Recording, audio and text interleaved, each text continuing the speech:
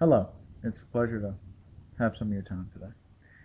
Today I'd like to talk about something that's on everybody's mind, and that is the national debt. Now, we all know it's a problem. We all fear debt. Debt, um, it is believed, has caused this financial meltdown, and we're warned that we should keep our fiscal house in order and not have debt within our household, at least not long term.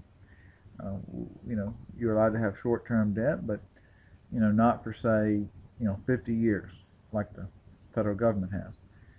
But the government gets away with it by selling treasuries, selling bonds internationally, and other countries buy them.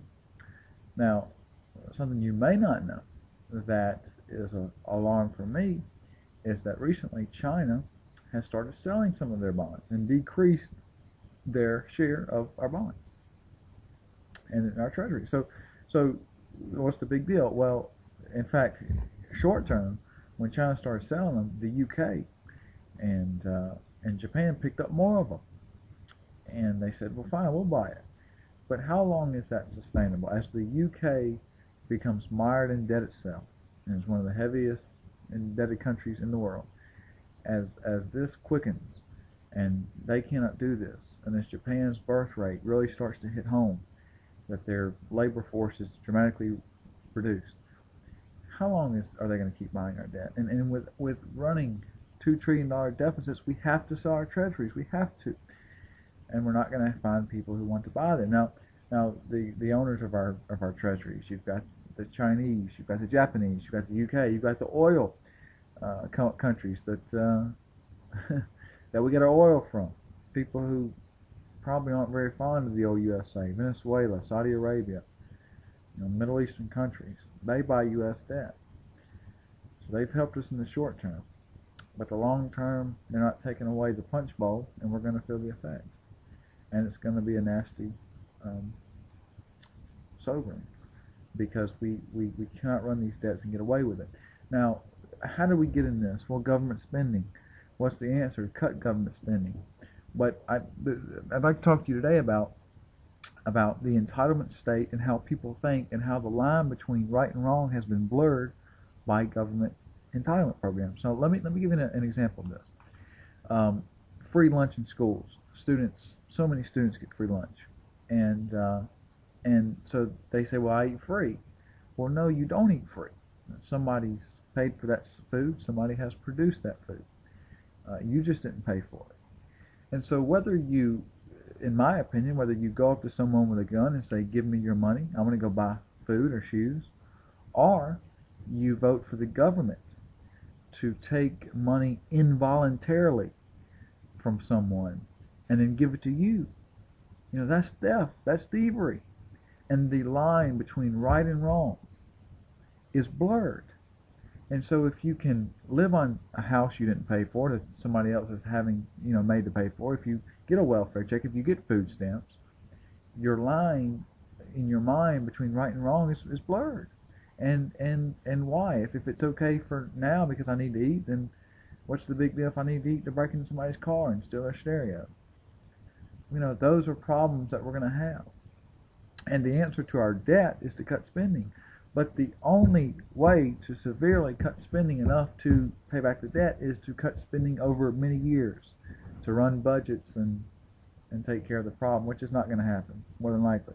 The best thing we could do, if you listen to Peter Schiff, if you listen to Mark Farber, if you listen to Jim Rogers, kind of the libertarian free market economists and investors, they say go ahead and feel the pain, take the pain now, cut the government spending. You may have to default on your debt, feel some pain, but you'll come out better in the end.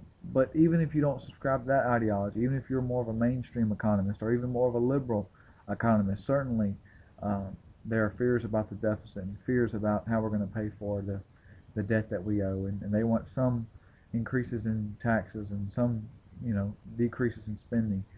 But can the United States over the long term, 10, 12 years, run surpluses and pay down the debt? I don't think so. I don't think so, because the entitlement state in the U.S. is so strong. The welfare state, 40% of all children born out of wedlock. Within African American community, 70%.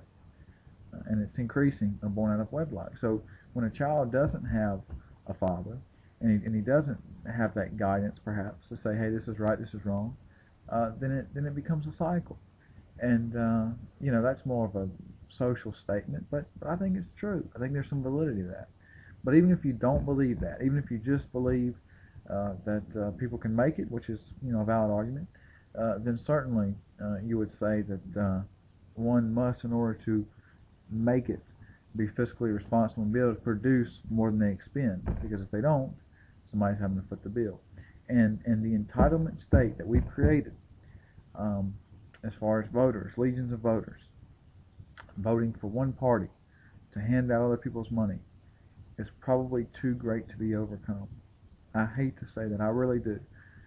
But the day will come, and I'm going to try to get an interview with some people from some African countries, some third world countries, that will tell you what happens when a government prints money it doesn't have, when a government runs debt, when a government promises to give you everything, how the average people actually live. And the work ethic of these people are a lot higher than ours, because the government checks are worthless. And the only way they can survive is to farm their own food and to live just on needs met barely each day. And it's not a place a lot of people would like to live, but perhaps that's the only way the citizens of the United States who live in an entitlement state will actually learn, their cycle that they're creating. And it'll be an unfortunate one, but it's probably one that we're going to have to take. What are your options? Certainly, if you have a lot of money, you can invest it in inflation hedges.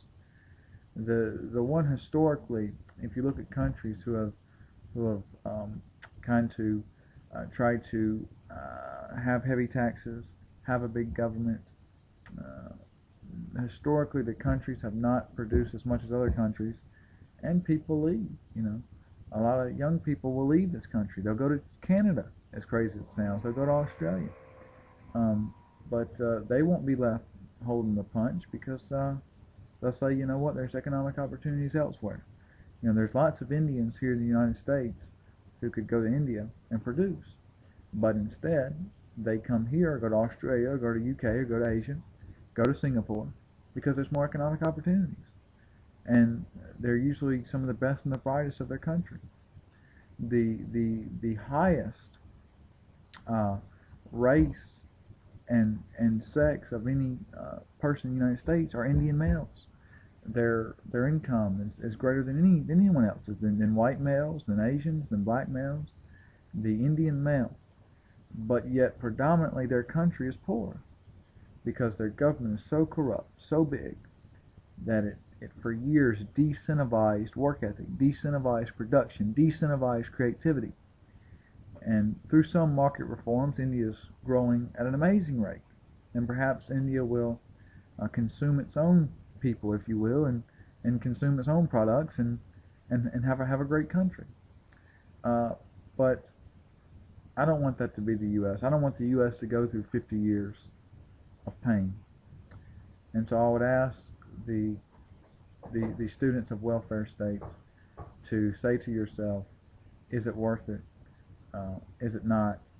Because I think the overwhelming answer will be it is not worth it, and that something must be done.